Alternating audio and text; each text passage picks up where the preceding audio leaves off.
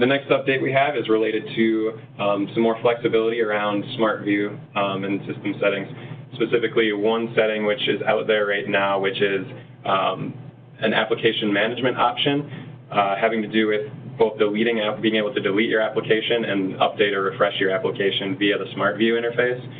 So the way that this is typically done is looking at that panel in your right side navigation window in Smart View and actually doing a right click on the application.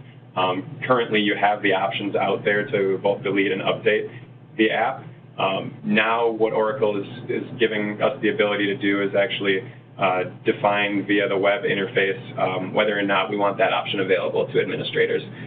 So now you're able to go into to the web and basically toggle whether or not you want to suppress those application management options.